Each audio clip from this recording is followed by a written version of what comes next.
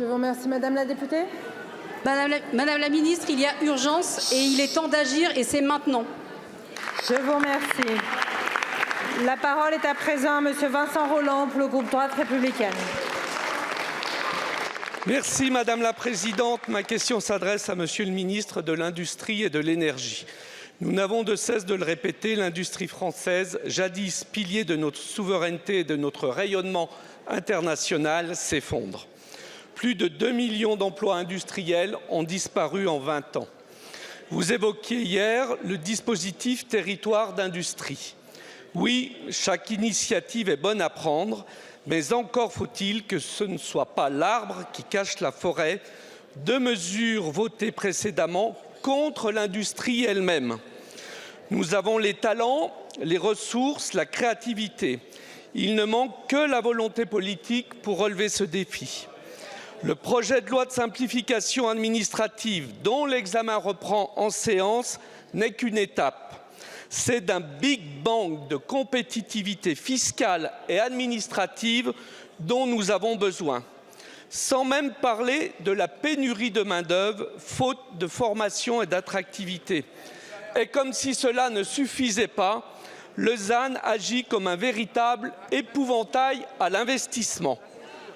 Sous votre impulsion, nous devons bâtir une majorité capable de porter haut et fort un discours de vérité sur notre compétitivité, sur la recherche et surtout sur la production en France.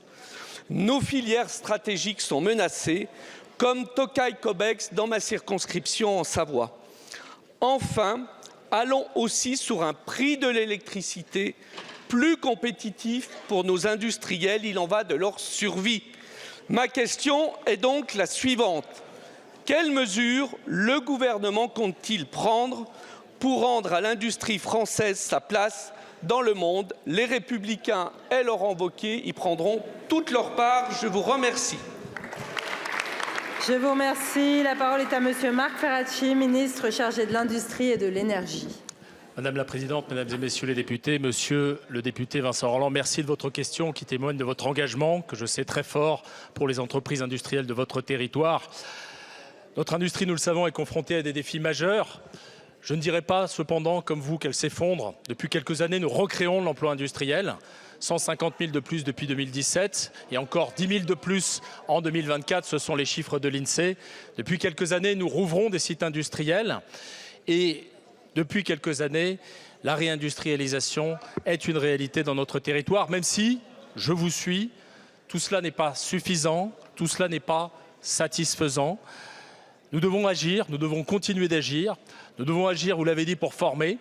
La réforme de l'apprentissage a permis de faire de cette voie d'accès à l'insertion professionnelle une voie d'excellence, mais nous devons désormais déployer la réforme des lycées professionnels sous l'autorité d'Elisabeth Borne pour mieux connecter ces lycées aux besoins du marché du travail et en particulier aux besoins de nos entreprises industrielles. Nous devons agir pour simplifier, vous avez évoqué le ZAN, nous portons avec mon collègue François Rebsamen le projet de ne pas soumettre les projets industriels aux contraintes du ZAN et nous aurons l'occasion d'en discuter sous peu.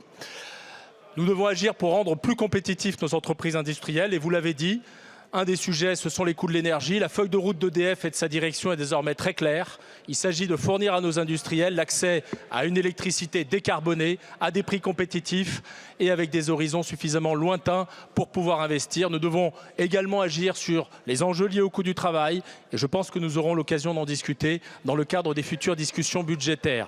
Enfin, nous devons nous battre au niveau européen pour permettre à nos industriels de lutter à armes égales contre une concurrence qui est féroce, qui est souvent déloyale et qui nécessite des mesures de protection pour lesquelles nous agissons au